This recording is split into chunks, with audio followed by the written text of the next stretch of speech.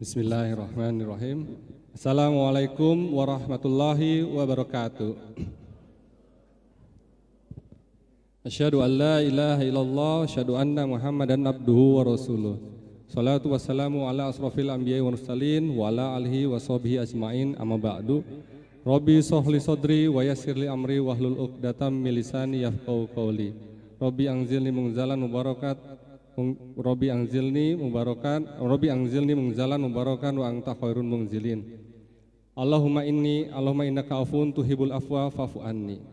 Alhamdulillah bisa hadir lagi saya secara pribadi di sini bertemu dengan kawan-kawan, saudara-saudara semua.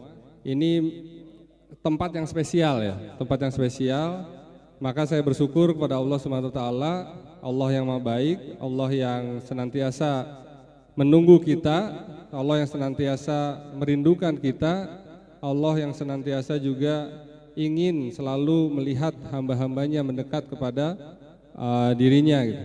Semoga kita semua termasuk golongan orang-orang yang diberikan rahmat oleh Allah Subhanahu wa taala.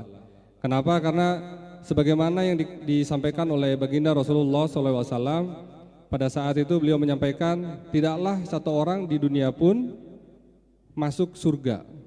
Apakah termasuk engkau wahai Nabi? Ya, katanya, kecuali atas rahmat Allah Subhanahu wa taala. Maka kita berharap kita mendapatkan rahmat dari Allah, karena itulah yang akan membawa kita ke surganya Allah. Salawat serta salam kita haturkan pada Nabi besar Muhammad SAW atas kerja beliau, atas jerih payah beliau, atas konsistensi beliau. Maka alhamdulillah Islam hingga saat ini tegak dan kita bisa menikmati dengan secara sempurna. Sebelum memulai, saya ingin bercerita dulu. Jadi ada sebuah kisah di hadis riwayat Muslim atau Bukhari, saya lupa. Ini mungkin juga udah banyak dikenal gitu ya oleh teman-teman semua. Bahwa ada seorang yang pelaku maksiat, yang dia itu rajanya lah, raja maksiat, raja zina, raja judi dan segala macam dosa dia lakukan, termasuk pembunuhan. Maka pada suatu waktu dia datang kepada, ini dikisahkan hidup di zaman Nabi Musa alaihissalam ya. Maka dia datang, dia bertanya kepada salah satu guru atau rahibnya, apakah saya dengan membunuh dengan dosa yang sebagian banyak ini, apakah saya masih bisa diampuni? Jawabannya tidak mungkin, katanya kan. Bagaimana mungkin kamu bisa diampuni? Wah, dibunuhlah si rahib itu gitu. Akhirnya genaplah hampir 100 korban yang dia bunuh.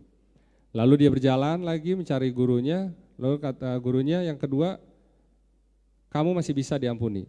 Datanglah ke kota, datanglah ke majelis yang di sana bisa memberikan hidayah kepadamu gitu. Di dalam perjalanan, qadarullah usianya tidak sampai. Maka di situ menimbulkan perdebatan antara malaikat. Malaikat yang satu mengatakan bahwa oh ini harusnya sudah masuk neraka nih gitu kan. Karena dia ini catatan keburukannya banyak banget. Tapi yang satu lagi menyampaikan, loh tapi dia sudah bertobat gitu. Tapi nggak ada catatannya, jadi mana nih? Akhirnya ada salah satu malaikat yang menengahi dan menjalankan perintah dari Allah, ukurlah gitu kan. Ukurlah seberapa jaraknya antara dia dari awal, dari kota A menuju kota B yang untuk kebaikan tadi, seberapa jauh, mana yang lebih dekat. Setelah diukur, ternyata lebih dekat menuju kebaikan. Maka ditetapkanlah orang tersebut mendapat ampunan dan masuk surga. Apa maksud saya bercerita seperti ini di awal? Saya ingin kita sama-sama luruskan niat hadir di majelis ini, kita ngabuburit gitu ya. Ngabuburit santai, ngabuburit sambil nunggu buka puasa. Kita luruskan niat. Kalau misalnya di sini niatnya pengen dapat buka gratis, nanti yang didapat hanya dapat bukanya saja gitu kan, takjilnya saja. Di sini kalau kita hanya niat untuk meluangkan waktu daripada di kosan sendirian misalnya atau di rumah, hanya itu yang kita dapat. Tapi kalau kita meluruskan niat kita di sini untuk ibadah kepada Allah, bertolabul ilmi, bersilaturahim, insya Allah maka itu menjadi amalan yang dicatat oleh Allah Subhanahu wa taala dan menjadi tabungan bagi kita semua dan sudah dicatat menjadi amal baik. Itu yang ingin saya sampaikan. Termasuk jika kita saat bekerja atau kuliah ataupun kita melakukan aktivitas, maka sebisa mungkin kita niatkan karena Allah. Karena kita selalu tahu bahwa inna amalu binniyat itu ya. Semua apa-apa karena niat. Nah, dalam kisah tadi itu disebutkan karena niatnya sudah mau berhijrah, maka yang dinilai oleh Allah adalah perjalanannya. Dan semoga saya doakan kita semua yang hadir di sini bersungguh-sungguh dalam hatinya, diluruskan niatnya sehingga mendapatkan amalan yang baik dan diridhoi oleh Allah Subhanahu wa taala. Amin ya rabbal alamin. Bapak Ibu dan adik-adik semua, kakak-kakak yang dicintai oleh Allah dan dirahmati oleh Allah, perkenalkan saya sering dipanggil Mr. Catur. Jadi di sini saya menemani Bapak Ibu untuk ngabuburit dengan berkisah atau kita bercerita. Semoga hal itu menjadikan hikmah gitu. Ada hikmah yang bisa diambil karena pada waktu itu saya pun aktif duduk di sini sama di Masjid Al-Latif beberapa kali. Saya tinggal di Tangerang tapi saya sengaja datang ke Bandung. Saya ke beberapa majelis ilmu dan alhamdulillah di situ wasilahnya ada semacam setruman-setruman rohani gitu ya. Dan pada saat kita mengalami masalah, Allah tunjukkan cara jalan keluarnya, dan itulah yang saya harapkan. Semoga di sini saya membalas waktu itu guru-guru yang pernah duduk di sini, pernah sharing ilmunya, dan di sini giliran saya untuk sharing apa yang saya perjalani hingga saat ini. Jadi sebelum saya sampaikan, nanti di sini akan lebih banyak bercerita diawali tentang kisah yang saya jalani. Lalu apa yang saya lakukan untuk menghadapi permasalahan yang pernah saya alami tersebut. Jadi di berapa tahun yang lalu gitu ya, waktu itu, saya alhamdulillah saat ini memiliki putri-putri, 3 orang putri dan dari 1 orang istri yang alhamdulillah menemani hingga saat ini. Dan kenapa saya sampaikan? Karena beliau adalah orang yang benar-benar menjadi support system terbaik buat saya dalam menjalani permasalahan. Nah, teman-teman di Al-Latif juga kadang-kadang bingung kalau nulis judul, suka nanya ke saya judulnya apa Kang kalau Mister mau nyampein. Saya juga kadang-kadang nggak tahu mau nyampein apa gitu. Jadi on the spot aja. Nah, di sini saya baru mau kasih judul, baru kepikiran tadi. Jadi judulnya adalah bagaimana cara bangkit dan melejit, gitu ya. Insya Allah ini adalah salah satu cara bangkit untuk kita melejit. Kenapa salah satu? Ya mungkin saya yakin ada cara-cara lain, tapi ini yang saya jalani dan saya yakini, dan alhamdulillah hingga saat ini dari pernah posisi yang terpuruk, dari posisi yang paling gak enak. Apa sih posisi yang paling gak enak gitu ya?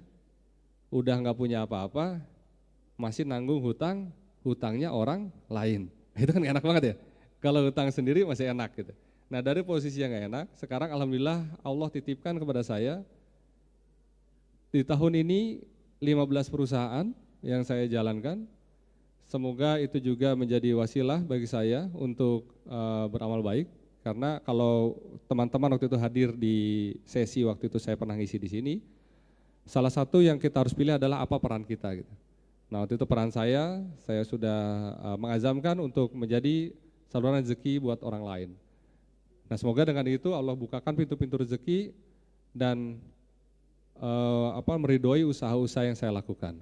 Nah, bagaimana caranya kok bisa seperti itu gitu? Padahal tadi cerita awalnya sempat jatuh, bangkrut, tidak punya apa-apa, bahkan menanggung hutang orang lain. Sama seperti rekan-rekan, sama seperti Bapak Ibu, sama seperti adik-adik yang saya hormati, pasti kita semua ingin melakukan sesuatu yang terbaik dalam hidup kita gitu.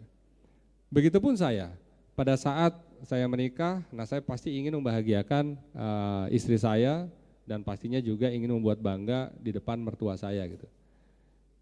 Maka selain bekerja, dulu saya profesional juga, saya bekerja, saya memulai sebuah bisnis. Bisnis yang saya harapkan untuk menjadi pijakan awal menaikkan status sosial gitu ya, dan bisa mendapatkan tambahan pendapatan. Qadarullah di perjalanannya saya ditipu oleh teman saya sendiri. Jadi kami bertiga, nah yang satu orang dia yang megang keuangan gitu. Nah dia yang tidak disangka melakukan pengkhianatan gitu kepada kami berdua ya. Lalu apa yang terjadi? Apakah kita memilih, di situ kan kita punya dua pilihan. Apakah kita memilih untuk ikut-ikutan kabur dari tanggung jawab? Karena pada saat itu ada kewajiban-kewajiban yang harus kita bayarkan ke vendor, lalu ke partner yang ibaratnya sohibul malnya, yang investornya gitu. Atau kita hadapi. Maka saya memilih untuk menghadapi. Satu persatu saya jalanin, saya kenalan gitu, maksudnya saya dekati, saya bicarakan, saya ceritakan apa adanya dan saya meminta keleluasaan. Nah di sini poin pentingnya juga adalah ridho dari istri saya. Bayangkan waktu itu kita pengantin baru, nggak baru-baru amat sih karena udah punya anak. Jadi anak masih kecil, sudah harus menanggung total sekitar 2,5 miliar, usia 26 tahun waktu itu.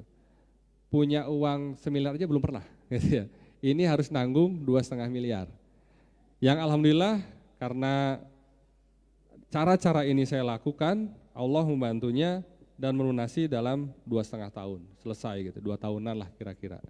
Dengan berbagai macam usaha yang diberikan, dititipkan oleh Allah, maka bisa kami selesaikan. Nah, saya cerita begini, kenapa? Karena saya ingin menyampaikan bahwa jika di antara teman-teman di sini, Bapak Ibu atau adik-adik atau kakak semua sedang mengalami posisi yang jatuh, sedang mengalami posisi yang tidak mengenakan dalam hidupnya, sedang mengalami posisi yang di luar dari keinginannya, maka sesungguhnya itu adalah takdir yang terbaik untuk kita jika kita mencari hikmahnya. Saya pahami setelah perjalanan kata gagal, kata kita wah saya gagal di sini, saya gak berhasil mendapatkan ini, itu adalah mindset karena kita melihat dari sudut pandang kehendak kita. Kita gagal mencapai sesuatu A karena sudut pandang kita atau kehendak kita, saya pengennya ini gitu. Misalnya saya pengen, misalnya ada apa namanya di sini, saya kenal mungkin Kang Mahesa gitu. Saya ingin nikahin siapa namanya artis misalnya Ayu Ting Ting misalnya. Sama Allah nggak dikasih.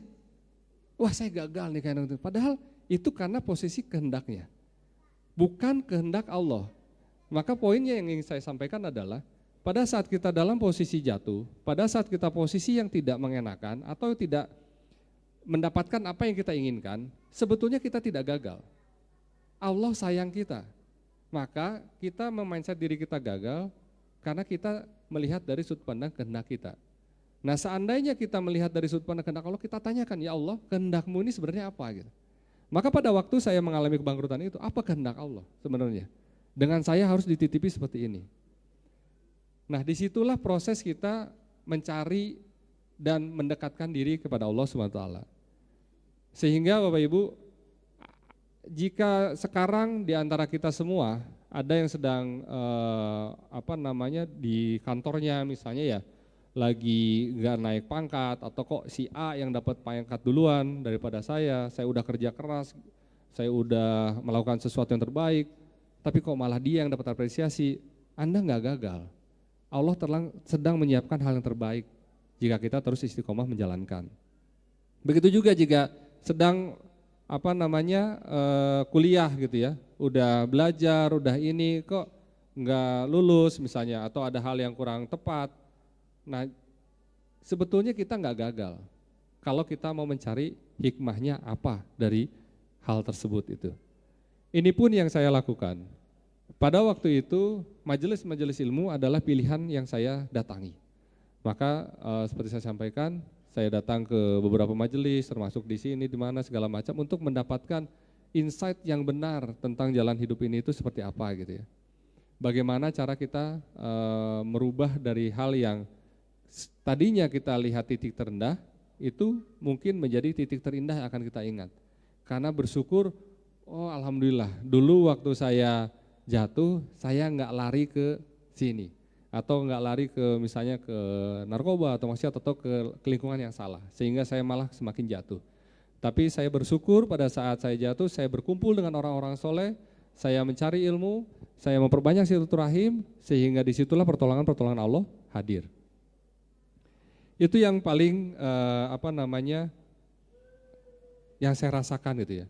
Nah terkadang kita merasa susah bangkit. Ini banyak teman-teman saya yang sedang diuji oleh Allah, ya saya sampaikan, cari hikmahnya gitu. Nah salah satu teman-teman, salah satu orang melihat saya ini kayak Wallace gitu ya, santai, nggak punya ambisi seolah-olah gitu, atau jalannya tuh kok ngalir. Nah salah satu yang rahasia saya nih, saya bagikan di sini. Salah satu yang saya lakukan adalah saat berdoa adalah saya selalu berdoa, ya Allah berikanlah saya hikmah. Jadi atas segala kondisi sesuatu yang terjadi, saya minta oleh Allah diberikan hikmah. Hikmahnya apa? Seperti hari ini gitu ya. Oh, ternyata macet total tadi ya ke sini, Masya Allah subhanallah, makanya afwan agak telat. Perjalanan itu lumayan panjang gitu. Nah hikmahnya apa sih? Nah, kalau kita kalau saya tidak berpikir hikmahnya, mungkin saya males lah balik badan aja dah misalnya ya. Lanjutin macet, mendingan pulang aja gitu, nanti tinggal izin gitu kan. Tapi itu nggak saya lakukan, pasti ada sesuatu, pasti ada yang sedang menunggu, semoga materi yang disampaikan nanti dalam ngabuburit ini bisa merubah atau membantu teman-teman yang sedang membutuhkan gitu. Itu yang utama. Lalu kita masuk ke dalam materi sekarang. Untuk menyelesaikan suatu permasalahan, ya, untuk menjalankan peran yang terbaik yang kita pilih, ternyata kalau kita mau melihat Rasulullah itu sudah mempersiapkan segalanya. Makanya kenapa Quran ditutup dengan aku sudah sempurnakan agama Islam gitu ya. Karena memang sudah sempurna teman-teman semua, Bapak Ibu semua. Apa yang dimaksud? Sekarang kita bingung, misalnya ada yang sedang mungkin tidak dapat kerjaan ya, ada yang mungkin sedang menganggur misalnya, atau sedang tidak ada kegiatan, atau sedang ini merasa apa sih yang harus saya lakukan. Nah sebenarnya kalau kita mau melihat nasabnya, ada 4 profesi yang oleh Rasulullah SAW sudah disiapkan. 4 profesi ini punya nasabnya, jadi nasab pun kita punya 4 profesi. Yang pertama adalah profesi terkait dengan kedudukan atau jabatan, atau dalam hal ini bisa bicara tentang organisasi, tentang politik, tentang apapun itu. Siapa contoh terbaik dengan profesi yang mengambil peran di kedudukan? Salah satunya adalah Amr bin As. Beliaulah salah satu yang ditugaskan oleh Rasul, yang dididik oleh Rasul untuk menjadi negosiator ulung gitu.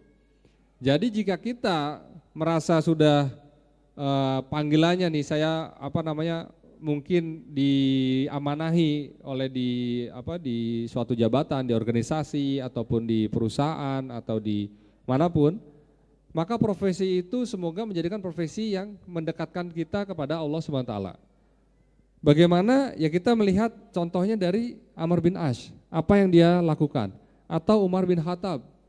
Nah kita cari role modelnya, cari contoh-contohnya, cari siapa yang dilatih langsung lingkaran pertama oleh Rasulullah sehingga mereka sukses menjalani profesinya. Itu yang harus kita lakukan gitu. Nah, profesi yang kedua adalah profesi yang paling banyak sekarang digencarkan, mungkin adalah sebagai pengusaha. Tentu ikoniknya yang tidak lain tidak bukan adalah Abdurrahman bin Auf atau Utsman bin Affan.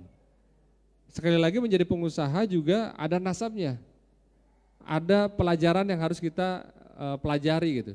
Maka pada saat saya dititipi oleh Allah saat ini, terus alhamdulillah perusahaan demi perusahaan, kita belajar bagaimana cara mengelola perusahaan yang baik dan bagaimana cara kita menyalurkan apa yang dititipi oleh Allah. Bagaimana cerita seorang Utsman bin Affan mewakafkan sumurnya yang dimiliki, yang asalnya oleh Yahudi akhirnya dia beli dan diwakafkan semuanya. Maka itu pahala atau amal atau kekayaan yang tidak akan putus-putusnya. Termasuk juga bagaimana Abdurrahman bin Auf yang sodakonya luar biasa gitu, gila-gilaan gitu ya. Nah ini kita juga harus pelajari role model kalau kita ingin jadi pengusaha. Apa yang dilakukan, apa yang Rasulullah ajarkan kepada mereka, nah ini kita coba pelajari. Yang ketiga adalah profesi keilmuan. Nah keilmuan ini siapa? Contohnya Abu Hurairah atau Ali bin Abi Thalib. Bagaimana kita, kalau teman-teman tahu ada cerita yang masyhur, ada 7 pendeta yang mengajak berdebat kepada Khalifah Umar, apabila bisa menjawab pertanyaan-pertanyaan ini maka akan masuk ke dalam Islam. Karena Khalifah Umar tidak dibekali dalam bidang keilmuan, maka Khalifah Umar kebingungan. Nah di saat itu salah satu orang segera memanggil Ali bin Abi Thalib. Singkat cerita, nanti bisa dicari ceritanya tentang debat Ali bin Abi Thalib dengan 7 pendeta. Semua apa yang ditanyakan oleh 7 pendeta itu bisa dijawab dengan sempurna oleh Ali bin Abi Thalib. Kenapa? Karena memang Ali senang dalam bidang keilmuan. Dan Rasulullah mengajari seluruh keilmuan yang ada di muka bumi ini kepada Ali bin Abi Thalib salah satunya. Nah, kita pun misalnya ingin menjadi guru atau menjadi orang yang senang dengan keilmuan, maka perdalami. Yang keempat adalah dalam profesi yang mengandalkan tenaga. Siapa contoh yang paling masyhur di sini? Tentunya adalah Bilal, ya. Jadi kalau kata orang marbot masjid itu profesi yang kurang eksklusif, tidak, ini profesi yang sama Rasulullah pun diajarin gitu. Ada lingkungannya, ada circle-nya, bahkan termasuk yang diakui gitu kan. Nah, dalam 4 profesi tadi, kenapa saya ingin sampaikan ada 4 profesi yang sama-sama insya Allah kalau kita jalani itu membawa kita mendekatkan diri kepada Allah, dan 4 profesi tersebut juga ada contohnya, ada sahabat-sahabat Rasul di lingkaran pertama Rasulullah dan juga diajari langsung oleh Rasulullah SAW sebagai manusia terbaik di muka bumi ini. Karena seringkali saya mendengar saat ini itu adalah 9 dari 10 pintu rezeki adalah dengan berdagang, atau kita selalu mindset kita adalah menjadi usaha, sehingga kita yang tidak ada bakat oleh Allah, tidak dititipi peran sebagai pengusaha, kita mati-matian menjadi usaha, menjadi wira swasta yang akhirnya menjatuhkan diri kita semakin dalam. Kita rugi, akhirnya kita menjadi kufur. Pada saat itu menjauhkan diri kepada Allah. Padahal teman-teman, saya selalu sampaikan di sini, selalu sampaikan di sebuah majelis, tidak ada hadis yang menyampaikan 9 dari 10 itu adalah pintu berdagang, itu diriwayati oleh tabiin yang jauh sekali. Sebetulnya tidak dalam lingkaran terdekat dari Rasulullah. Bisa disebut hadisnya lemah sebetulnya. Nah saya ingin menyemangati teman-teman bahwa jika teman-teman senang dengan organisasi, maka jadilah yang terbaik di situ. Jadilah ketua, jadilah yang memegang peranan, jadilah yang memegang kunci kebijakan. Karena di situ sangat berpengaruh untuk Islam itu sendiri. Jika teman-teman juga, saya senangnya ini baca, nulis gitu, terus ngajar, maka jadilah yang terbaik dalam bidang keilmuan. Galilah ilmu-ilmu Allah sedalam-dalamnya, agar teman-teman bisa menyebarluaskannya, menjadikan itu wasilah kebaikan, menjadi amal jariah yang dimiliki oleh teman-teman, sehingga membawa salah satu amalan yang dibanggakan kepada Allah SWT. Kami beserta kawan-kawan di Cinangneng Bogor, itu ada satu pesantren namanya Pondok CEO Masjid Bilioner gitu ya. Di situ kami melakukan talent mapping kepada santri-santri. Jadi setelah mereka masuk, lalu kita 2 tahun mereka kita didik gitu ya, sambil menghafal Quran, sambil hafidz. Nah itu kita talent mapping. Yang menarik Bapak Ibu, ada satu yang sudah lulus nih, jadi dari santri lalu jadi SPA, istilahnya santri pegang amanah, lalu setelah itu kita akan buatkan satu unit usaha, makanya namanya Pondok CEO. Nah di situ satu orang santri, sekarang udah 3 orang, di talent mapping dan ternyata 3-3-nya berbeda. Yang satu pada saat itu kita lihat cocok di bidang usaha perkebunan. Dan Masya Allah, tabarakallah, tanah yang dia kelola itu sangat produktif. Bahkan sekarang dari IPB sudah mendekati datang karena penasaran, kok bisa sih cabai yang harusnya 9 kali tanam, 9 kali berbuah gitu, di sini dalam 1 kali tanam bisa 18 kali berbuah, hampir 2 kali lipatnya. Gimana caranya gitu kan?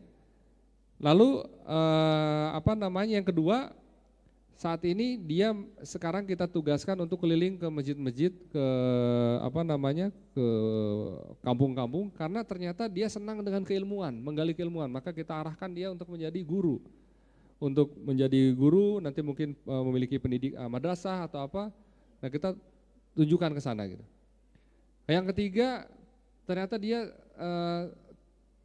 hasil talent mappingnya ngarah kepada usaha kuliner. Nah sekarang kita sedang buatkan usaha kuliner agar dia jalani.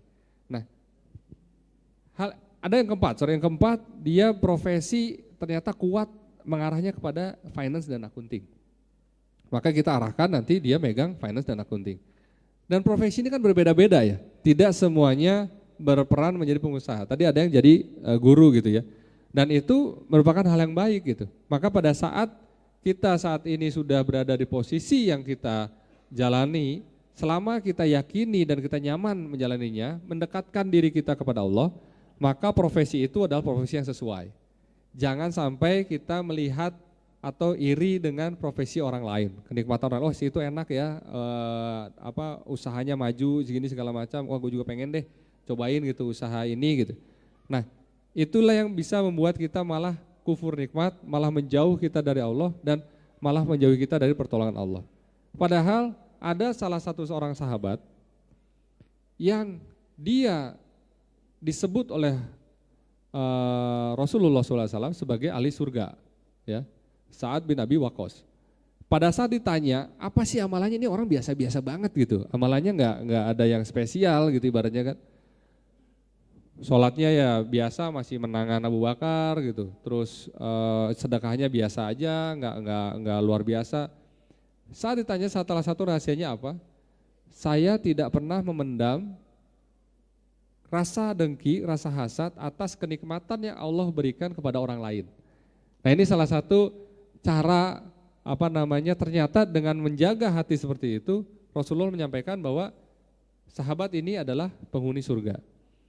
Maka dari 4 profesi tadi kita tidak usah bentur-benturkan mana sih yang harus kita jalani gitu ya. Kan katanya harus jadi pengusaha, kan harusnya harus berdagang, kan katanya kita harus jadi kaya raya untuk bisa membantu Islam gitu. Peran kita masing-masing sudah ditentukan oleh Allah.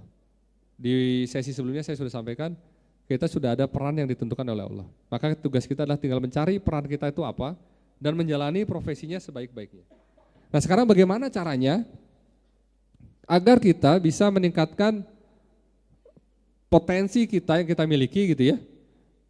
Yang tadi dari posisi jatuh, lalu dengan profesi yang kita kita yakini, profesi yang kita jalani, kita bisa melejit itu. Nah ini rumusnya saya bagikan. Rumusnya adalah BMX ya, kayak sepeda gitu ya. BMX. Ini rumusnya untuk bagaimana kita bisa bangkit dan terus melejit. B yang pertama apa? Ada yang tahu B yang pertama apa?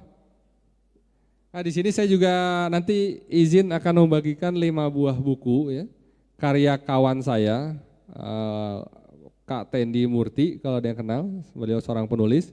Dan waktu itu beliau menjalankan perjalanan ke Turki dan ke Palestina sehingga menulis buku khusus tentang Palestina, judulnya Gue Indonesia, Gue Palestina. Nah ini menarik sekali, termasuk buku yang saya baca untuk meningkatkan giroh gitu ya.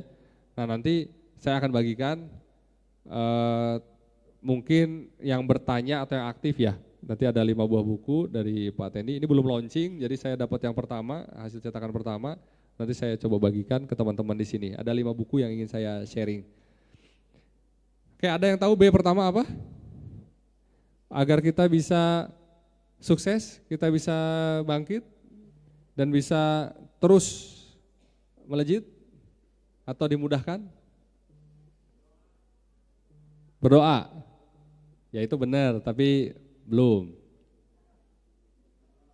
Berusaha, ya wajib, jangan sampai nggak berusaha. Apalagi B lagi? Bergerak, bisnis, banyak B ya. Apapun itu teman-teman, kita berdoa benar, kita berusaha benar, kita melakukan berbisnis benar, kita bergerak benar. Tapi jika kita tidak dikenal oleh Allah, jika kita mendapatkan urutan paling akhir gitu ya, di apa namanya, list pengabulan doa gitu, atau list pemudahan usaha, mungkin kita tidak mendapatkan apa yang kita inginkan dalam waktu yang kita harapkan. Maka yang pertama B-nya adalah branding langit. Dalam hal ini kita membranding diri kita, mengenalkan diri kita agar kita menjadi top of mind-nya Allah. Sama halnya seperti teman-teman kalau mau minum teh. Mungkin top of mind-nya ada yang teh pucuk, ada teh sariwangi. Itu adalah sebuah branding gitu ya. Atau teman-teman juga pada saat di kantor, teman-teman pasti ingin selalu muncul yang pertama gitu. Selalu hadir yang pertama agar dikenal sebagai si tepat waktu, agar dikenal si orang yang rajin, membranding, dikenal oleh atasan. Maka pada saat atasan akan, siapa nih ya kira-kira yang akan saya promosiin atau saya naikin gajinya, ada yang ngusulin si A, saya nggak kenal si A siapa ya gitu kan. Oh si Fulan, ini nih saya tahu nih, setiap pagi dia datang terus, paling pagi dia selalu hadir, dia selalu ini. Nah dia sudah menjadi top of mind, maka dia menjadi priority untuk mendapatkan reward gitu ya. Branding langit ini sering dilupakan. Kita sering kali memohon, tapi kita nggak tahu diri posisi kita di mana gitu. Emang ente udah dikenal sama Allah gitu? Emang Allah udah kenal ente gitu? Suka Allah nggak ngabulin, ya lu dikenal aja kagak gitu. Nggak dikenal, apa yang udah dilakukan? Gitu. Kita sering kali umat muslim ini seharusnya menjadi umat yang terbaik dan selalu tepat waktu. Kenapa? Karena setiap sholat dianjurkan kita untuk sholat tepat waktu dengan adanya azan.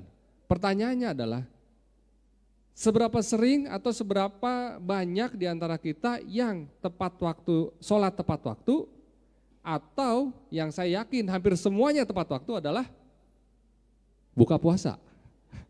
Ya, nggak ada yang menunda-nunda tuh namanya buka puasa. Ini sunnah harus disegerakan buka puasa gitu kan. Sebelum buka udah siap, jam 5:30 udah gelisah gitu, mana nih bukaan, takjilnya mana gitu kan. Sayangnya kita baru tepat waktu di saat kita buka puasa teman-teman. Padahal pada saat Allah memanggil kita, pada saat Allah ingin mengenal kita, kita kok malah dientar-entar gitu. Kok pada saat panggilan azan, pada saat panggilan antar dulu dah, kagok gitu. Ini game terakhir, mungkin lagi main game gitu ya, atau episodenya nanggung banget nih, atau ini kerjaan lagi belum kelar, kok kita masih nanti-nantiin. Sedangkan kita ingin berharap hidup kita lebih baik, kita ingin berharap apa yang kita miliki atau apa yang kita lakukan diridhoi oleh Allah dan dikabulkan oleh Allah. Padahal dalam firman-Nya Allah memulai dari kata-kata Bismillahirrahmanirrahim. Dengan nama Allah yang Maha Pengasih dan Penyayang. Allah membranding dirinya, saya ini pengasih dan penyayang. Dalam hal ini Allah saja membranding dirinya agar dikenal oleh hambanya. Ada 99 nama yang Allah miliki yang wajib kita kenal gitu. Nah, sudahkah kita mengenal 99 nama tersebut? Ini pertanyaannya kan. Kalau kita kenal satu dan lainnya, kita pasti kayak tadi ya, kita kenal dengan atau sudah nge-branding banget, wah gue pakainya kalau bensin harus Pertamina misalnya. Kalau Shell ini enggak lah, saya pokoknya udah mentok, ini udah ketancap gitu kan. Kita tahu keunggulannya, kita bisa cerita. Ada teman saya, Bapak percaya nggak percaya, kalau ngomongin Wuling ya, mobil Wuling, tahu mobil Wuling ya? Itu bisa 1 jam dia cerita. Padahal dia bukan advokat, dia bukan marketingnya, dia hanya end user. Tapi dia sudah kebeli sama Wuling, dia ceritain fiturnya, dia ceritain A, B, C dan segala macam. Dia kenal betul tentang Wuling, bisa 1 jam. Itu bisa benar-benar bisa mewakili perusahaan Wuling dalam memasarkan. Sampai segitunya. Artinya brand Wuling udah benar-benar nancep di dia gitu. Nah kalau kita punya kesukaan dan kita pasti ada preferensi, kita kasih mendahulukan sesuatu yang kita kenal.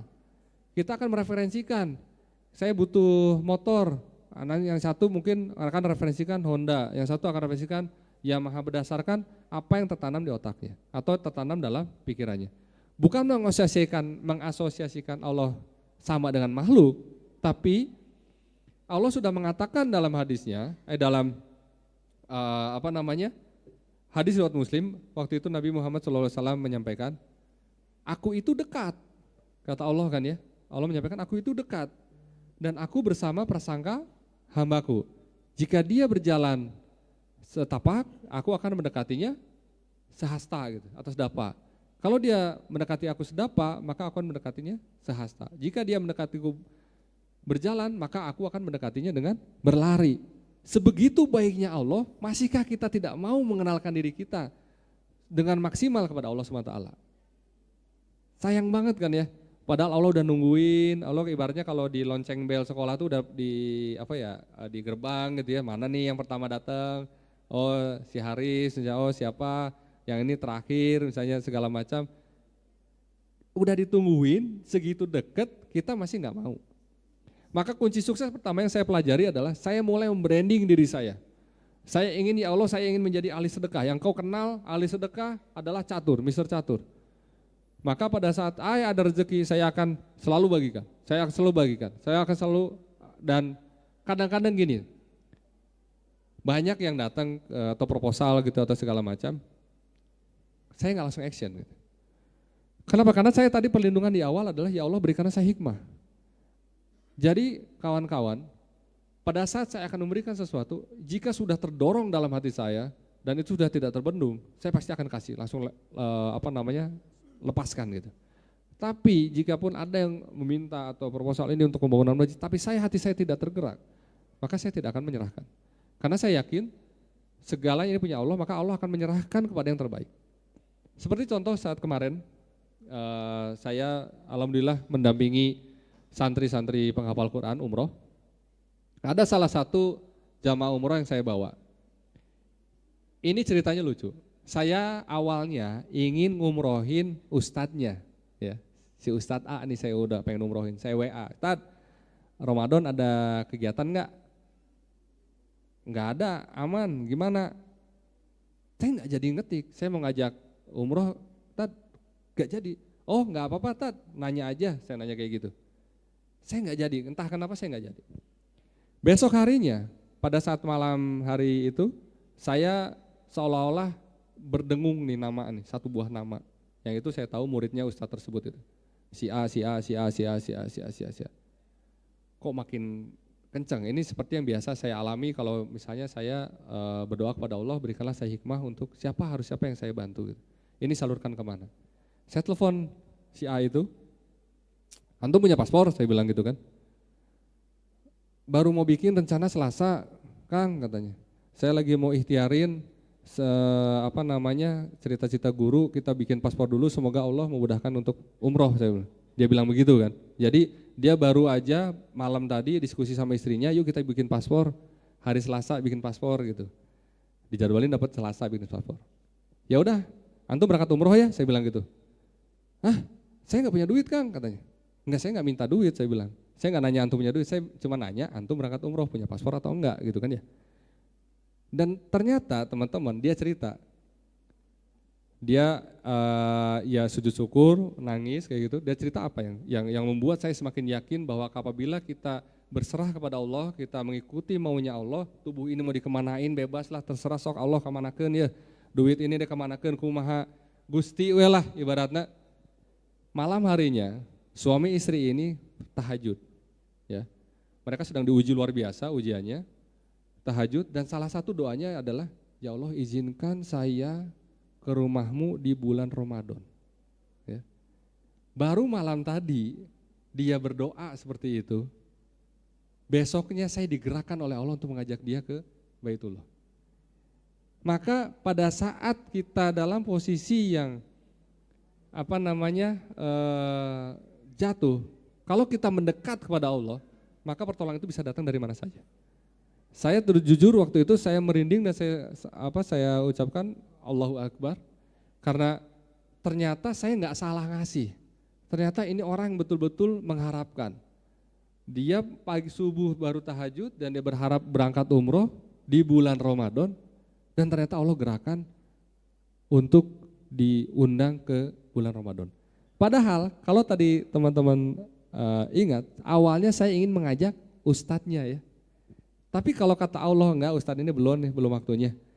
Ente belum. Si ini aja lah yang diajak. Dia yang diajak. Dan ini saya utang tulis sebenarnya di Facebook saya. Banyak keajaiban, salah satunya waktu itu saya sama Kang Asad ke Mekah. Banyak hal-hal yang baik, menarik di sana. Kita bagikin kurma ya. Saya tuh pengen kurma, salah satu jenis kurma lah.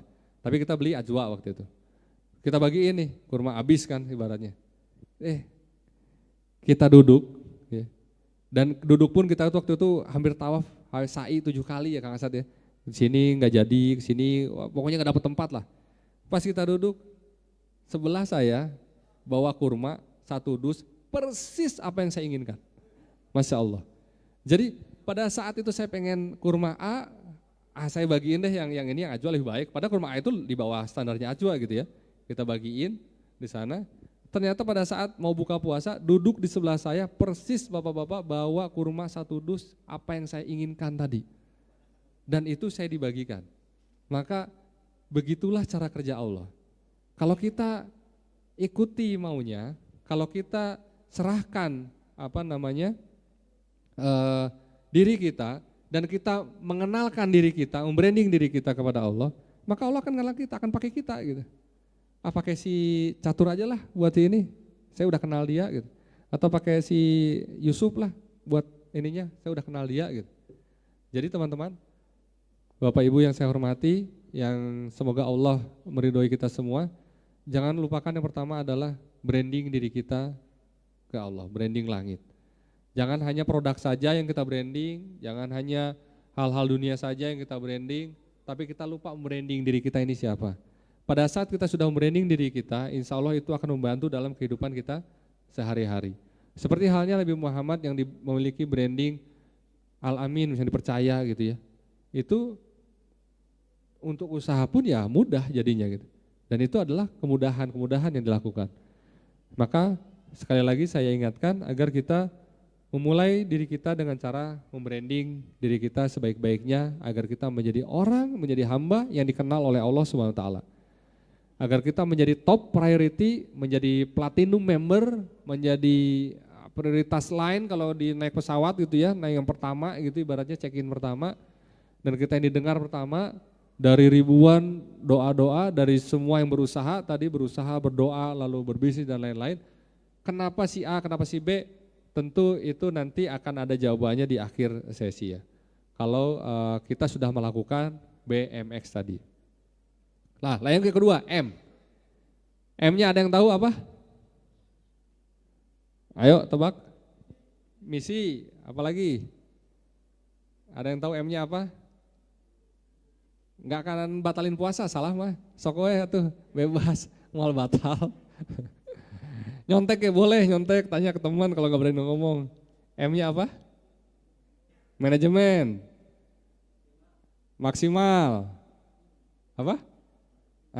Ini marketing langit. Ya. Jadi jawabannya yang kedua adalah setelah kita melakukan branding diri kita dengan tadi menjadi yang pertama, menjadi yang utama, menjadi yang terdepan ibaratnya untuk melakukan kebaikan dalam hal apapun agar kita dikenal oleh Allah. Maka yang kedua kita lakukan marketing langit. Kang siapa ini tuh tadi? Yahya, apa aja marketing langit teh? Googling tenan lawan. Oke, ada yang tahu marketing langit apa? Ini banyak banget ya, banyak banget versinya. Ada yang 7 step, ada yang 9 step, ada yang 11 step, banyak lah. Tapi intinya adalah marketing langit ini kita memasarkan diri kita, sekali lagi, kalau di dunia marketing atau di dunia salesman itu ada namanya salesmanship. Kita menjual diri kita sendiri. Ya. Sebelum kita menjual produk kita, sebelum menjual kita karya kita, sebelum kita menjual doa kita, tanda kutip, maka kita perlu menjual diri kita sendiri. Itu yang disebut salesmanship. Ada sebuah kisah yang seorang jago jualan di Amerika yang setahun dia bisa menjual hampir 100 mobil gitu ya, menjadi rekor. Ternyata yang dilakukan adalah dia selalu menjual dirinya dulu. Itu namanya ilmu salesmanship itu. Nah, di sini marketing langit adalah bagaimana cara kita memarketingkan, memasarkan diri kita. Yang utama adalah diri kita. Ya. Caranya apa? Yang pertama adalah kunci rezeki yang tidak pernah boleh kita tinggalkan Apa itu?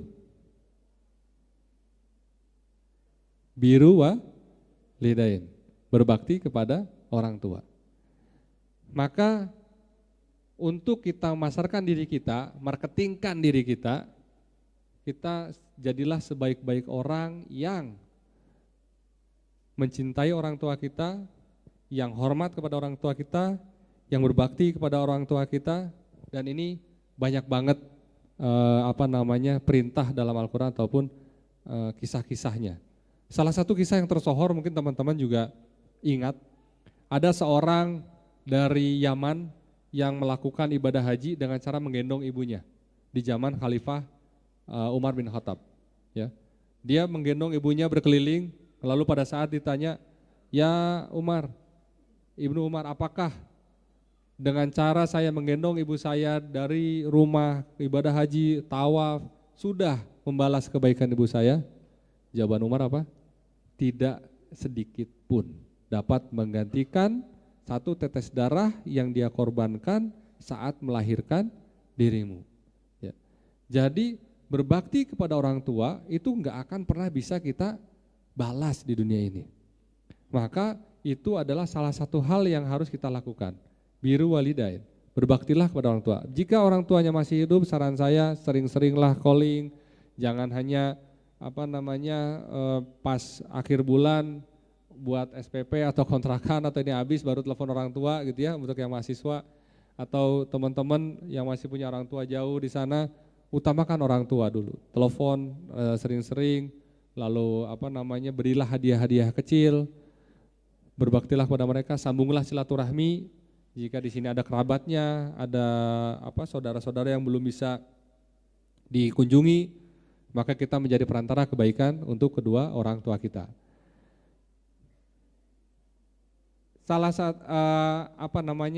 Saya selalu di setiap perjalanan hingga saya usia hampir 40 tahun saat ini ya, kemanapun saya pergi, saya selalu minta izin kepada orang tua saya. Mau saya terbang ke Balikpapan, atau saya sekedar pergi ke Bandung, atau saya pergi ke mana, saya akan selalu minta, Abah, Umi, mohon doanya. Saya dipanggil nama kecil saya Andi gitu ya. Andi mau ke sini, mohon ridhonya. Via Manila dijawab seperti itu. Cukup buat saya. Pada saat saya touchdown, saya landing, saya tiba, saya katakan alhamdulillah Abah, Umi, Andi udah tiba.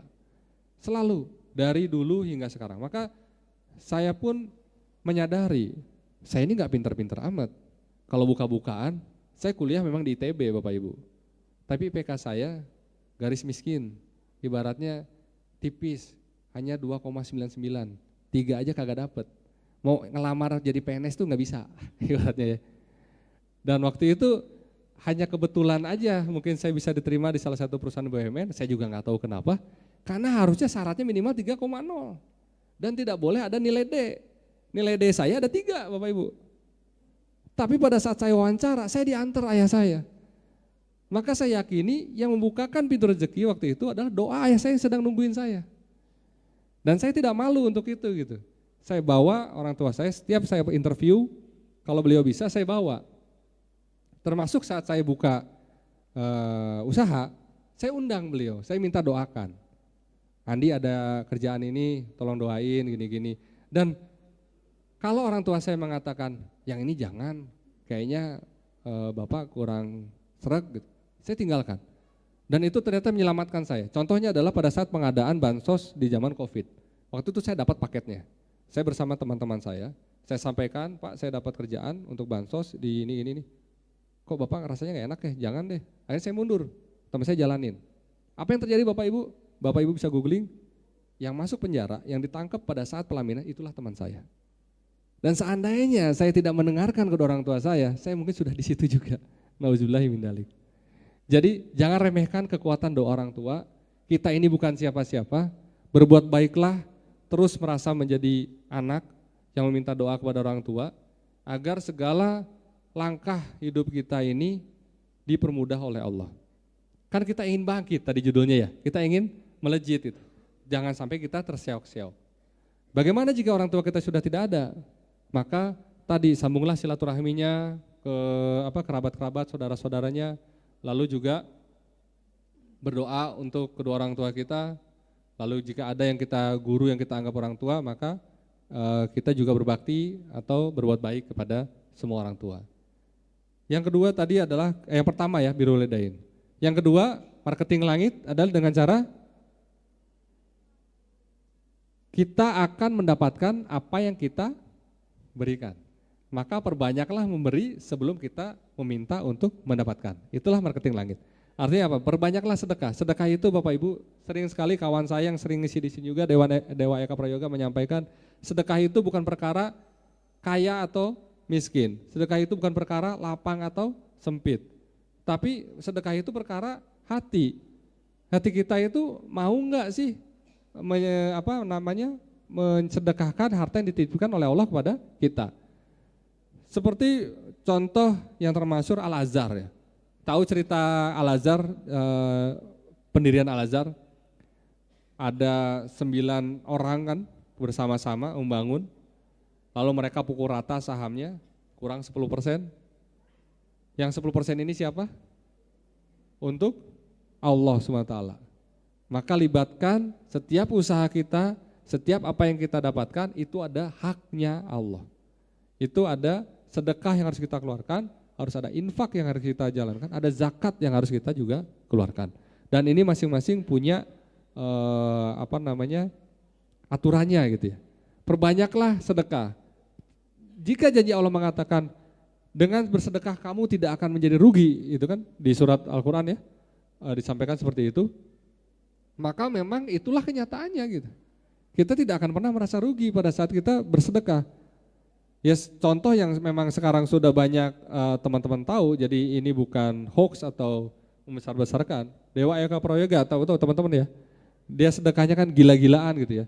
Dan saat ini dengan kawan-kawan, kami juga termasuk dalamnya, membentuk namanya Muhsinin Club untuk sedekah brutal ibaratnya. Beliau itu sedekah tahun kemarin, ya, ini saya buka bocoran karena hal yang baik. Dewa Eka itu hampir 4 miliar sedekahnya, 3-4 miliar sedekahnya. Saldonya minim ratusan ribu. Rumahnya jauh di gunung di atas sana, yang ibaratnya Gojek juga males lah nyarinya ke sana gitu. Bayangkan. Tapi sekarang dia sedang di Mekah, kemarin sempat juga kan di sana, masih di Mekah saat ini, dimudahkan. Hidupnya lapang, ya. Jika kita belum, sekali lagi, tapi ini bukan contoh harus banyak, enggak ya. Sedekah itu bisa dalam bentuk apa saja. Bahkan saya kemarin ada kisah salah satu sahabat Ubay bin Zaid yang dia bersedekah dengan harga dirinya gitu. Kalau nanti karena waktu nanti silahkan cari ceritanya tentang sedekah tersebut. Dan itu adalah sedekah yang mengalahkan sedekahnya Utsman, sedekahnya Abu Bakar, sedekahnya Umar bin Khattab pada saat masa perang Khandaq. Coba pelajari sirah-sirah Rasulullah. Dan saya termasuk yang suka dengan membaca sirah-sirah sahabat. Dan ini saya terpengaruh oleh Ustadz Budi Asari yang menyampaikan, jika kita mempelajari sejarah-sejarah Islam, jika kita mempelajari sirah-sirah sahabat, jika kita mempelajari kisah hidup Rasulullah SAW, kita tidak akan perlu motivator dalam hidup kita. Karena di situ sudah ada banyak sekali contoh-contoh dan motivasi yang kita bisa lakukan. Maka saya senang sekali kalau YouTube atau lihat itu mencari tentang kisah-kisah sahabat. Mungkin teman-teman juga bisa mulai mencari kisah-kisah sahabat, nanti mungkin ada yang pas dengan jalan hidupnya. Nah yang selanjutnya adalah kita menjalankan perbanyak dalam marketing langit ini, perbanyak sholat, sunnah, dan wajib. Karena itu adalah komunikasi kita. Komunikasi kita yang tadi sedekah itu hablum minanas, kita berbuat baik. Karena Allah juga mendahulukan, jika ada sesuatu kita dahulukan kepada sesama kita dulu, maka kita diutamakan sedekah, lalu zakat, infak, dan wakafnya. Yang selanjutnya adalah kita perbanyak atau menjalankan sholat wajib dan perbanyak sholat sunnah. Itu yang marketing langit. Agar apa? Agar kita dikenal. Maka kita tidak heran misalnya Sandiaga Uno yang dia cerita, dia selalu duha 8 rakaat tiap hari tanpa putus selama puluhan tahun. Maka dimudahkan hidupnya gitu, menjadi posisi saat ini gitu ya. Atau kita juga pernah mungkin mendengar salah satu, saya lupa namanya, dia juga melakukan sholat duha selama sebanyak 8 rakaat juga, dan itu juga membawa dia untuk menjadi sukses gitu ya dalam kehidupannya. Maka perbanyaklah sholat sunnah dan lakukan sholat wajib di awal waktu. Yang selanjutnya adalah menyambung silaturahmi. Ini marketing langit juga. Cara Allah bekerja itu luar biasa. Pada saat kita bersilaturahmi, lalu kita sampaikan apa yang bisa saya bantu, gitu ya. Di Al-A'raf gitu kan, jika engkau membantu orang lain, maka sesungguhnya engkau sedang membantu dirimu sendiri. Maka semakin kita bantu orang, semakin kita mengundang orang untuk silaturahmi ke rumah kita, atau kita yang datang. Jangan sampai kita punya rumah itu anti didatengin gitu. Ini ngerepotin nih, ntar minta makan, tak apa segala macam gitu ya. Kita aja nggak pernah ngundang orang ke rumah kita. Bagaimana Allah mau ngundang kita ke rumahnya? Ya, jadi kalau kita nggak pernah menyambung silaturahmi, kita nggak pernah mendatangi lalu membalas undangan agar kita datang gitu, bagaimana Allah akan mengundang kita ke rumahnya? Kita ingin umroh, kita ingin haji, tapi kita tidak melakukan syarat-syaratnya. Ya. Jadi poin penting setelah marketing langit ini, yang kita lakukan adalah kita memenuhi syarat-syaratnya. Perkara goalsnya, perkara targetnya, perkara pencapaiannya itu adalah otoritas full dari Allah Subhanahu wa taala gitu. Yang terakhir, marketing langit juga yang dapat menyelamatkan kita adalah menghindari dengan riba. Salah satu ayat terpanjang dalam Al-Qur'an di surat Al-Baqarah membahas tentang pinjam meminjam. Karena utang piutang, pinjam meminjam adalah pintu awal menuju riba. Teman-teman sudah tahu bahayanya riba, jadi jika dalam melakukan segala sesuatunya, hindari riba, karena itu bisa menghancurkan, bisa dilaknat, bahkan Allah tidak menyukai orang-orang yang melakukan riba gitu ya. Jadi saat kita melakukan marketing langit, poin utamanya adalah bagaimana kita memenuhi syarat-syaratnya. Syarat-syaratnya kita lakukan dulu nih, kita silaturahmi, kita sholat, kita sedekah, kita zakat, kita berbuat baik pada orang tua, kita menghindari riba, biar Allah yang akan menentukan hasilnya. Karena seperti guru saya sampaikan, Kiai Lukmanul Hakim, Pontianak, kita itu nggak boleh korupsi hak Allah. Beliau menyampaikan seperti itu ya. Korupsi hak Allah itu apa? Salah satunya kita menganggap apa yang kita peroleh adalah hasil dari kita. Maka caranya agar kita tidak korupsi hak Allah, kita mengucapkan alhamdulillahirabbil alamin. Segala puji hanya untuk Allah gitu. Kita bersyukur. Jadi ini adalah hak Allah, kita nggak boleh mengambil hak Allah gitu. Biar Allah yang menentukan apa yang terbaik untuk kita. Nah, yang terakhir adalah X. Tadi kita pertama branding langit gitu ya. Yang kedua kita marketing langit. Sebaik-baiknya marketing tadi kita mengenalkan diri kita dengan cara kita menjadi orang yang ahli berbakti kepada orang tua, ahli sedekah, menjadi orang yang ahli beribadah, sholat tepat waktu, perbanyak sholat sunnah, sholat wajib kita lakukan, lalu kita juga orang yang ahli dengan silaturahim, datangin. Nah, salah satu sekarang meskipun jauh undangan seperti ini saya ingin sekali hadir gitu, karena saya bisa bersilaturahim dengan teman-teman semua gitu. Dan ini menjadi suatu hal yang semoga menjadi, saya nggak tahu kan kita ini yang diridhoi oleh Allah itu amalan yang mana gitu. Jangan-jangan hanya satu patah dua kata saya yang bisa bermanfaat bagi Bapak Ibu dan teman-teman semua, itulah yang diridhoi oleh Allah. Saya nggak tahu. Maka saya berikhtiar, saya luruskan niat dari awal, saya hanya ingin sharing, saya hanya ingin menyampaikan ayat-ayatmu. Gitu. Yang ketiga tadi terakhir adalah X. X-nya ada yang tahu? Setelah kita branding, setelah kita marketing, maka X-nya, clue-nya mungkin ini surat yang masyhur lah, Al-Insyirah ayat 7, ada yang tahu? Ada yang tahu? Cengar-cengir unggul, jangan banyakkan cengar-cengir, garing, sebentar lagi buka. Ayo teh. Ya.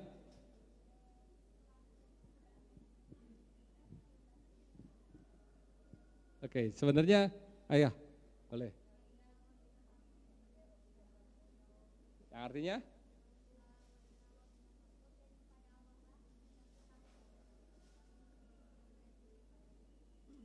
Oke, lanjutin yuk, kita buka yuk bareng-bareng yuk. Al-Insyirah ayat 7.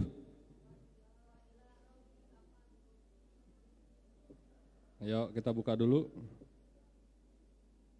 Ada yang udah buka?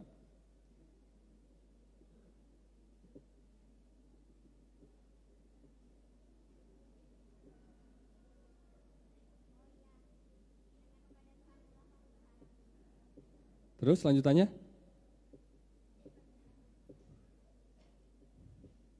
Ya, saya belum nemu lagi. Ada yang udah nemu? Sok dibaca ayatnya.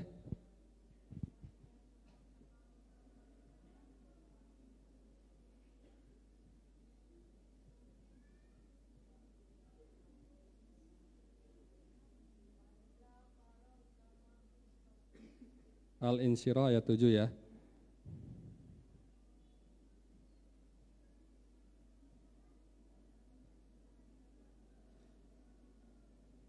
Oke, maaf ada masuk.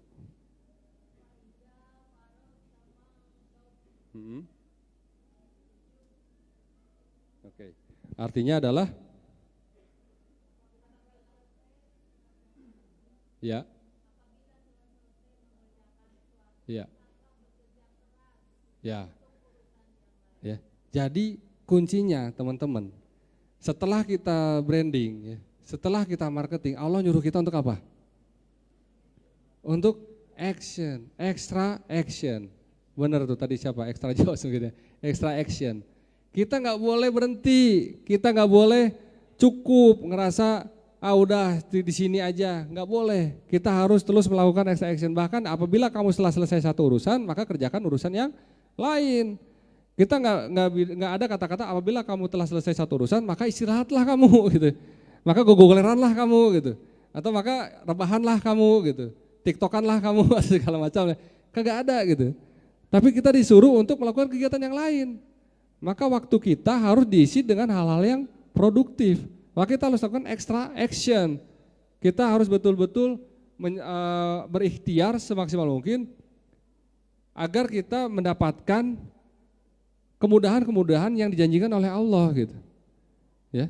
Jadi kalau kita mentadaburi satu ayat demi satu ayat, kenapa saya saat ini di tahun ini saya bilang tadi insya Allah ada perusahaan ke-15 yang saya bangun bersama teman-teman bersirkah, kok nggak cukup sih ente rakus ya atau nggak ada kona'ah-kona'ahnya, nggak ada rasa cukupnya di dunia? Enggak sahabat, kita nggak disuruh berhenti masalahnya, kita disuruh terus satu urusan lain. Kita kalau sudah berbisnis selesai nggak bilang itu selesai, enggak, kita terus apakah scale up-kan, apakah kita gedekan, apakah kita bangun bisnis baru. Karena tujuannya adalah untuk mendapat ridho Allah. Tapi balik lagi, makanya di awal tadi cerita yang pertama saya sampaikan adalah bagaimana niatan kita. Bagaimana perjalanan seorang pembunuh, seorang maksiat, seorang pezina yang luar biasa. Tapi karena niatnya sudah tobat, niatnya sudah mendekat kepada kebaikan, maka diberikan surga oleh Allah Subhanahu wa taala saat diukur jalannya. Bisa jadi teman-teman kita ini yang penuh dosa, kita ini yang penuh khilaf, melakukan suatu dosa yang pasti gitu ya. Dan karena kita niatkan hingga hadir di Majlis Latif seperti ini, misalnya kan ini brandingnya kan pemuda hijrah gitu ya. Berarti kan dari orang-orang bermasalah gitu kan, makanya pada kesini gitu kan, karena pengen hijrah semua gitu. Kalau udah di posisi hijrah kan nggak mungkin di sini ya ibaratnya ya. Jadi teman-teman adalah orang-orang yang bermasalah gitu. Jadi nah dengan seperti itu kan saya jadi mau ngomong apa ya? Tadi saya sampai mana? Extra action. Terus itu udah diomongin kan tadi apa lagi ya? Astagfirullah, niat tadi, sampai niat. Maka luruskan niat kita agar apa yang kita lakukan bukan untuk kita pribadi, bukan untuk kita gagayaan, bukan kita untuk tidak merasa puas, tidak merasa cukup. Bukankah dalam Islam kita harus dipenuhi rasa cukup gitu? Cukup itu untuk diri sendiri kawan-kawan. Tapi untuk kebaikan keseluruhan umat kita nggak boleh bilang kata cukup. Cukuplah hari ini saya sedekah 100.000 atau bulan ini target saya sedekah 100.000, cukuplah insya Allah. 100 kali kan di Lailatul Qadar sekarang kan 27 ya. Insya Allah kan dikali 1000 bulan gitu kan. 100.000 kali 1000 bulan berarti orang kaharep 1000 bulan teu kudu sedekah deui cukup. Ayeuna ge kan 1000 bulan gitu kan hitung-hitungan. Apakah seperti itu gitu kan?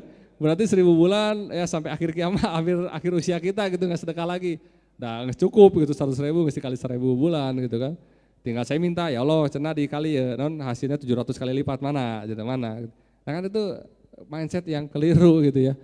Jadi jangan pernah kita berhenti, karena kita tidak disuruh untuk berhenti. Kita disuruh berhenti saat kita mati. Disitulah kita sudah berhenti teman-teman semua. Jika kita masih dititipkan nyawa kita, dititipkan kesempurnaan tubuh yang kita miliki saat ini, maka jangan pernah kita hianati dengan cara melakukan hal yang sia-sia, menggunakan pandangan untuk yang sia-sia, pendengaran yang sia-sia, tangan kita digunakan untuk yang sia-sia, langkah kaki kita digunakan untuk sia-sia. Bagaimana kita ingin dikenal, bagaimana kita marketing itu berhasil, kalau yang kita lakukan semua masih banyak yang sia-sia. Ini yang kunci terakhir bagaimana kita agar terus diberikan kemudahan oleh Allah dalam hidup ini. Nah, pada prakteknya memang tidak mudah. Pada prakteknya tidak mudah, ya. Kita butuh sekali ibaratnya godaan-godaan setan itu akan datang. Level nabi aja digoda banyak gitu ya. Bahkan banyak nabi-nabi yang kita tahu juga istrinya tidak selamat, anaknya tidak selamat, itu beberapa nabi gitu ya Rasul ya. Artinya godaan itu tidak menyasar menyasar kepada siapa saja, tidak pandang bulu. Apalagi kita yang bukan nabi gitu. Yang kita tidak dilindungi sama sekali, pasti godaan itu ada, maka kita akan dirasakan lelah, kita akan capek, kita akan mulai merasa putus asa gitu ya, kita akan merasa mulai kok nggak ada gunanya saya dilakukan seperti ini, kok saya gini-gini aja gitu, sekarang percuma lah, moal bisa berubah lah, hirup orang mah emang takdirna kieu gitu, emang takdirna orang mah nya kieu we gitu ibaratnya. Nah kita sudah menyalahkan takdir. Maka jika itu yang terjadi teman-teman, bapak-bapak dan ibu-ibu yang saya hormati, dalam bulan Ramadan yang mulia ini mengajarkan satu pelajaran yang paling penting. Apa itu? Pada saat waktu berbuka puasa, sekarang jam berapa waktu buka puasa? 17.55 di Bandung ya? 17.55 kali ya, 17.54 atau 55. Ada enggak yang berani buka puasa 17.53? Ada enggak? Ngan 2 menit deui wanya tuh wani kasih 100.000 lah tambahan. Ada yang berani? Atau 54 deh? Ada yang berani? Kenapa kita nggak berani? Kenapa kita nggak berani buka puasa di awal? Kenapa kita bisa bersabar? Karena kita tahu itu belum waktunya, ya. Kuncinya adalah kenapa kita tidak berani kita buka puasa duluan? Kenapa kita tidak berani tadi meskipun beda 1 menit? Karena kita tahu itu belum waktunya. Maka pelajaran utama yang saat kita beribadah puasa, banyak orang yang sia-sia puasanya ketika menyadari hal ini. Kita dilatih untuk bersabar dan menyadari bahwa jika belum waktunya, maka jangan kau ambil.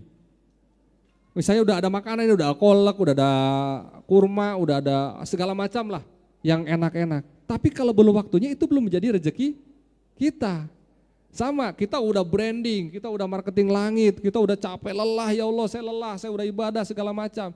Kata Allah belum waktunya. Maka yang kita lakukan adalah bersabar.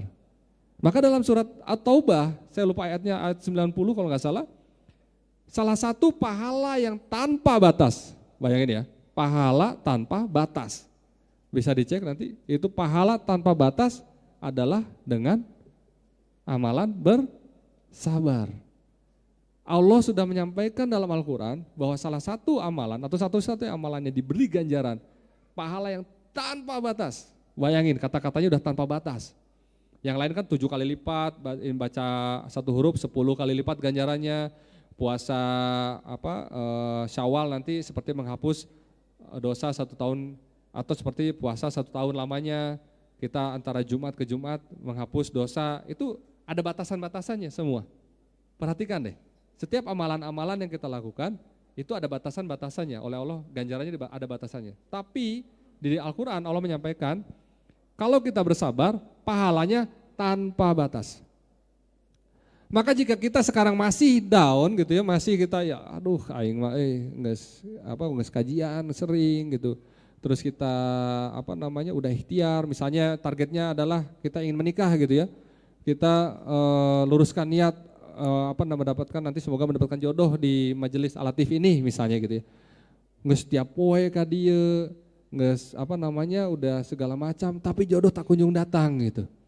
Malah hutang yang berkembang karena kesini naik Gojek, minjem saldo orang gitu ya. Jadi kita udah merasa lelah gitu. Ya kata Allah belum waktunya kamu berjodoh. Sabar, keheula. Jangan sampai nanti malah mengatakan geus urang mah ada kenangan jodoh di warung kopi atau di simpang dago ya lah. Siapa tahu dirinya malah dapet gitu ya. Nah, kita sudah beralih, sudah menjauh dari pertolongan Allah. Seperti kita juga misalnya ingin tadi usaha kita lancar segala macam. Kalau belum waktunya, ya kita bersabar. Maka kenapa kalau kita baca saat ini ya, statistik saya jadi ingat kemarin baca berita gitu di portal online salah satunya. Tren menikah dini dengan sudah ada isi gitu ya, meningkat di Indonesia ini. Yang kedua, tren perceraian usia pernikahan 1-3 tahun juga meningkat. Kenapa? Karena mereka melakukan sesuatu yang belum waktunya dan menikah pada saat belum waktunya karena terpaksa. Ya. Akhirnya karena itu belum waktunya, karena geus hayang kebelet segala macam, mereka melabrak rambu-rambu yang ditentukan oleh Allah Subhanahu wa taala. Dan disitulah teman-teman kunci kehidupan. Jika kita masih belum bisa mendapatkan apa yang kita inginkan, jika kita sudah merasa begitu lelahnya, begitu capeknya, begitu totalitasnya kita, maka bersabarlah. Karena mungkin itu belum waktunya. Dan sebentar lagi kita akan menyambut waktu berbuka. Insya Allah materi yang saya sampaikan saya cukupkan di sini. Jika ada hal-hal yang kurang atau salah tentunya dari kekurangan ilmu yang saya miliki. Jika itu bermanfaat bagi teman-teman semua tentunya itu dari Allah Subhanahu wa taala. Dan semoga kita dimudahkan dalam segala urusan kita. Dan semoga kita juga menjadi hamba-hamba yang senantiasa bersyukur, senantiasa bersabar dalam segala kondisi. Karena pasti sesuai janji Allah, Allah itu dekat. Tergantung kitanya mau mengenal atau tidak. Sedekat apa, sejauh apa itu adalah kita mau mengenal atau tidak. Seperti halnya kita misalnya ber-WhatsApp ria dengan orang yang jauh, tapi karena kita kenal seolah-olah dekat. Tapi bisa jadi antum-antum di sini sebelahan, dekat secara fisik, tapi tidak mengenal. Maka sejatinya jauh. Bisa jadi sekarang duduk sebelahan, nggak tahu siapa kiri kanannya, padahal posisinya dekat. Jadi begitulah seperti Allah mengatakan aku ini dekat. Mungkin betul-betul dekat, tapi karena kita tidak mau mengenal, tidak mau berkenalan, tidak mau berkomunikasi, tidak mau mendalami, maka kesannya adalah jauh. Tapi kalau kita mau berkomunikasi seperti orang yang tadi jauh di kota mana yang terpisah gitu, tapi kita sering WhatsApp, video call dan lain-lain, maka kita merasa akhirnya dekat. Baik kawan-kawan, sahabat semua yang dicintai oleh Allah SWT, Bapak Ibu yang saya hormati, jika ada pertanyaan mungkin 1 atau 2 pertanyaan sebelum kita ambil posisi. Karena posisi terbaik menentukan prestasi menu buka puasa katanya gitu ya. Bisa kebagian atau ente, karena saya gelisah tadi orang mau kebagian juga. Tenang, kalau sudah waktunya, sudah rezekinya akan menghampiri. Di Mekah kemarin kita itu Bapak Ibu, saya boleh cerita, kita duduk saja. Kita nggak menghampiri, ada yang bagi-bagi kita datang nggak. Kita duduk semua rapi, Kalau sudah waktunya ya dia datang juga, celok dapat, ya ada yang dapat yogurt, kita nggak dapat, dapatnya kurma doang, ya alhamdulillah berarti rezekinya kurma gitu kan. Ada yang dapat roti, kita cuma dapat jam-jam, ya alhamdulillah gitu. Ibaratnya semua sudah pasti ada dan itu kita yakini gitu. Jadi jangan khawatir, di sini pasti semua dapat kebagian buka puasa. Bukan begitu ya, panitia yang mana ya? Kalau nggak dapat ya ada tukang gorengan meureun di hareum. Baik, ada pertanyaan? 1 atau 2 pertanyaan? Oh, nggak ada. Oh, baik. Baik, karena tidak ada sesi pertanyaan, tadi saya janji 5 buku. Tadi mungkin tadi 1 ya yang benar, terus tadi Ahwat, siapalah kepanitia lah yang merasa ingin aja lah. Kalaupun nanti lebih, bukunya saya Indonesia, saya Palestina ya. Nanti itu tentang kisah, tentang perjuangan di Palestina. Nanti mungkin tadi ada berapa, saya bawa 5 buku, nanti saya titipin ya ke antum. Yang merasa berhak silahkan datang, kalau yang tidak merasa jangan ngaku-ngaku dosa sih ya. Kan udah buka puasa, nggak bohong gitu, untuk kebatalan, nyantai oke gitu kan. Baik teman-teman, kita akhiri dengan ucapkan istighfar, astagfirullahaladzim, astagfirullahaladzim, astagfirullahaladzim. Alhamdulillah, kita bersyukur pada Allah, kita ucapkan dengan hamdalah. Alhamdulillahirabbil alamin, alhamdulillahirabbil alamin, alhamdulillahirabbil alamin. Dan kita tutup dengan doa kafaratul majelis. Subhanakallahumma bihamdika asyhadu an la ilaha illa anta astaghfiruka wa atubu ilaik. Assalamualaikum warahmatullahi wabarakatuh. Waalaikumsalam warahmatullahi wabarakatuh.